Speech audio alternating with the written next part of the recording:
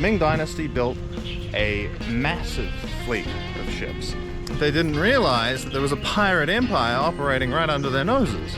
And he would bring his force and his navy to besiege here in Anping. And well, they saw effectively the people on Taiwan as pirates, as outlaws, as...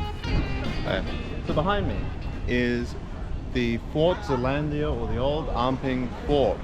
This was the capital of the Dutch colony of Dutch Formosa. It was the capital of the historic Tungning, the first Han, ethnically Han Chinese independent state on the island of Taiwan. During the Ming Dynasty, there was a big attempt by the Ming to reach out to the world. They wanted to find out what was going on all around the world, and they wanted to establish trade connections. The Ming Dynasty built a massive fleet of ships. They built gigantic ships for the time as well. You might see it online sometimes where they show that any comparison between the ships that the Chinese were sailing under Zheng He, the famous admiral, and what the Spanish used to get to the Americas. You know, it's like putting a tugboat next to an aircraft carrier. The Ming Dynasty used this massive fleet that they built to reach out to the world and establish a massive interconnected trade system that reached from Africa to China and everywhere in between. However, in the late Ming Dynasty, the emperors decided, well, there was nothing to be gained from the outside world, and they began to scuttle their massive navy that they had built. They just simply got rid of it, going from a huge number of ships to a much, much smaller number. Of course, the trade links that they had created remained in place, but now without the protection of the Ming Navy. A very predictable result was that there was a massive uptick in piracy. Now, some of these pirates were just traders that, you know, were acting outside of the law because the Ming had abandoned all of these trade networks. But of course, once you're outside of the law, you start to, you know, do whatever. And so there was a huge uptick in piracy, particularly in the seas around China. Japanese and Chinese pirates, known as the Wakao pirates. The Chinese blame this all on the Japanese, but the vast majority of these pirates were Chinese. So what does that tell us about the story of Taiwan? Well, Taiwan was the perfect place for pirates to find anchorage. Taiwan was, at the time, a very inhospitable place for anyone other than the indigenous people who already lived here. The country was thick jungles and high mountains.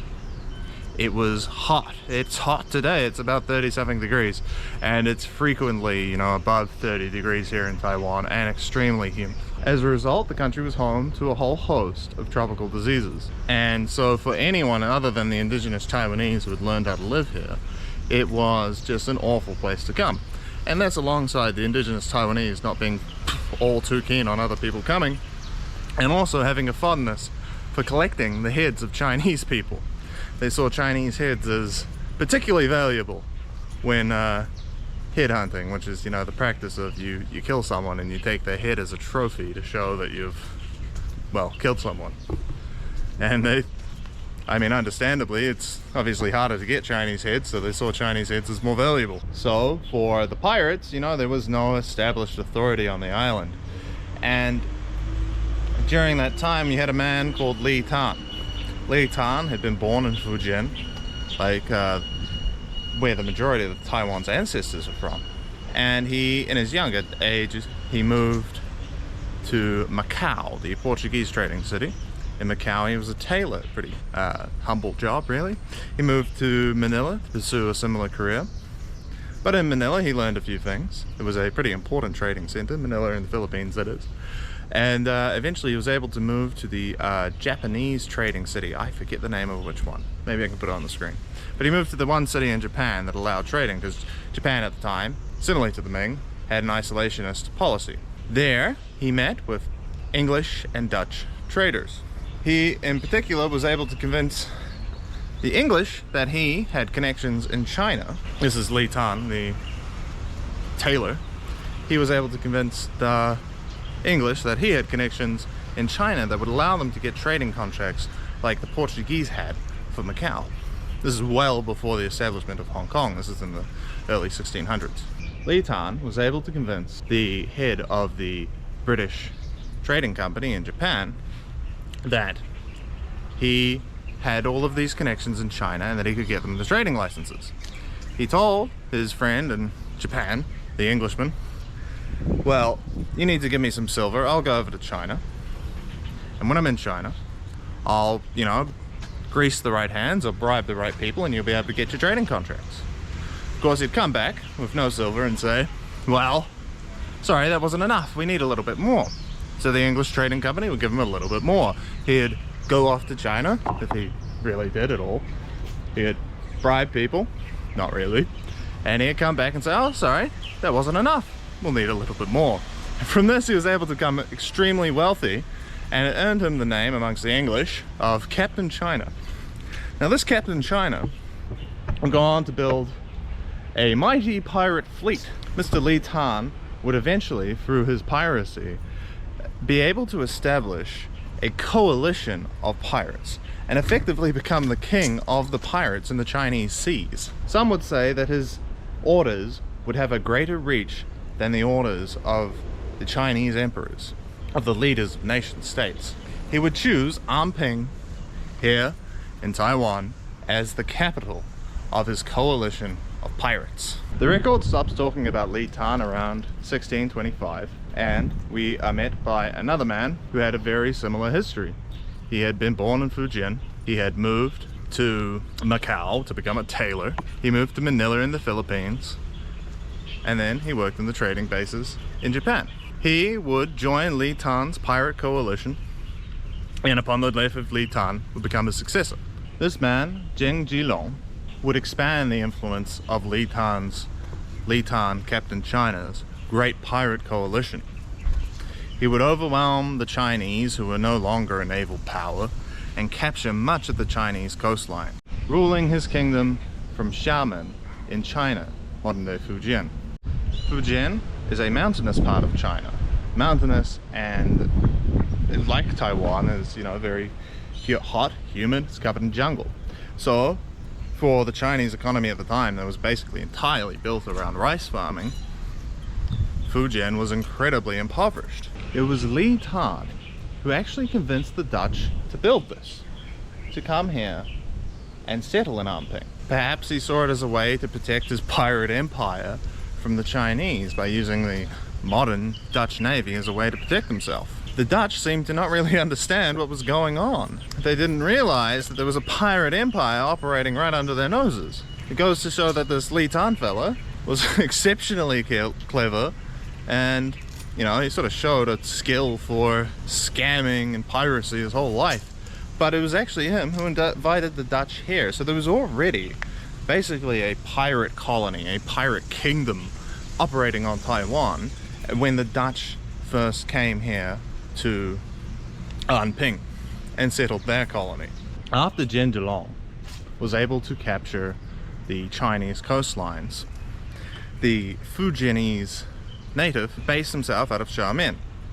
And one thing he noticed was that in Fujian, which is a part of China which is very mountainous, much like Taiwan, it's jungly, it's not got a lot of area for farming. And at the time when you had this economy that was entirely based around rice farming, this is a highly agrarian society of Ming Dynasty China, Zheng Jilong became very upset to see that his fellow Fujianese were living in poverty. They were doing exceptionally poorly. So he began to ship them out to the Dutch colony on Taiwan, the Dutch colony of Dutch Formosa.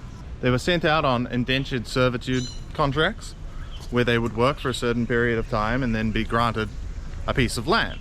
And so many people who were living as, peasants and doing exceptionally poorly, living in poverty in Fujian, were able to move over to Taiwan and become landowners, become basically like a new middle class on Taiwan. And this is where the initial ancestors for many of the Taiwanese came from.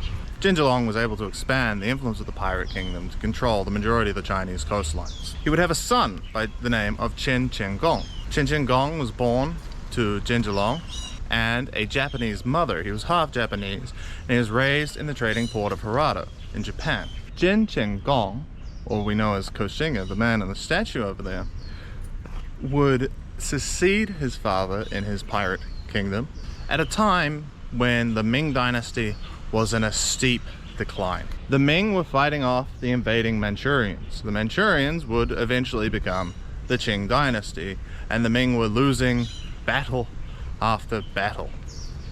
They would eventually invite Qin Jinggong, Ko Xing'e, as he's otherwise known, to join them and become a prince. Qin Jinggong, who had ruled as a pirate king and had ruled the coasts of China as an outlaw, would accept this and join the Ming dynasty and help them fight back the Qing.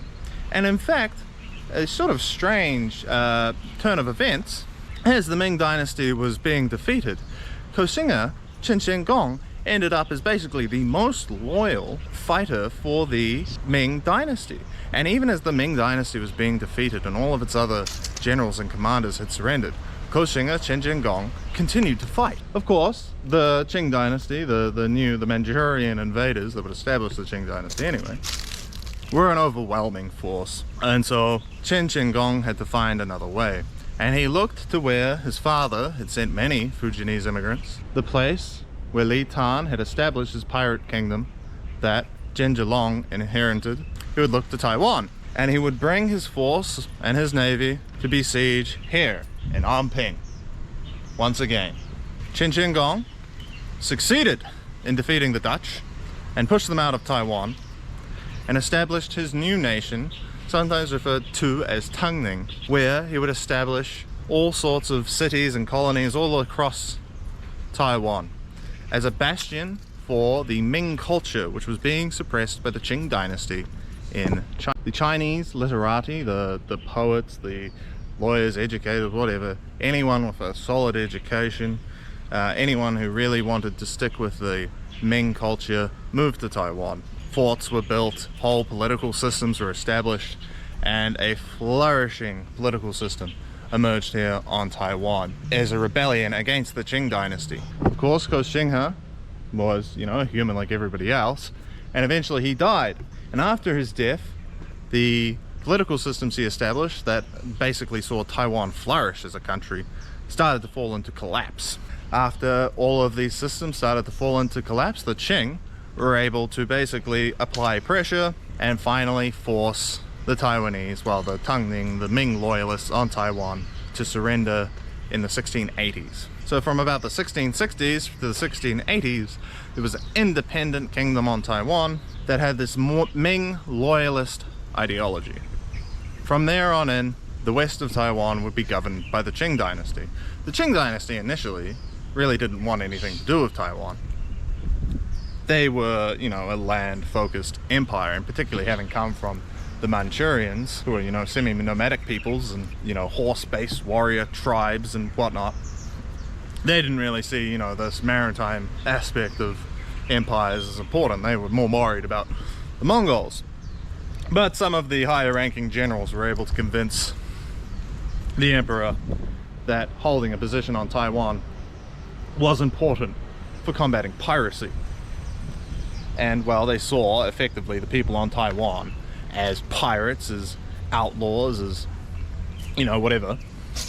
And so the Qing dynasty not only made it illegal to migrate to Taiwan, but they actually tried to force everyone living on Taiwan to move back to China and established a small military presence. Taiwan would then become a pain for the Qing governors, whoever ended up coming out here, because, as I said in a previous episode, the saying was that on Taiwan there was a minor uprising every 3 years and a major uprising every 5 years. As well as that, the population of Taiwan would actually continue to grow despite the fact that the Qing extensively outlawed migration to Taiwan, because there were plenty of people, particularly Fujianese, who wanted to escape the class system of China and find a new life for them out here on Taiwan.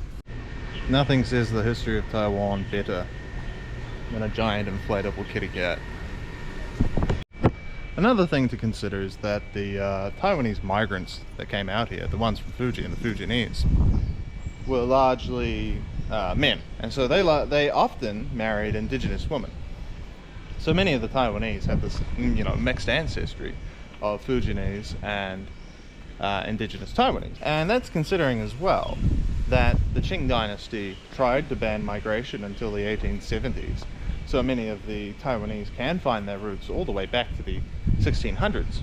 And, you know, there's 20 years of the Qing dynasty actually trying to colonize Taiwan and, you know, allowing migration and trying to shore up a position here, until the Japanese conquered the island.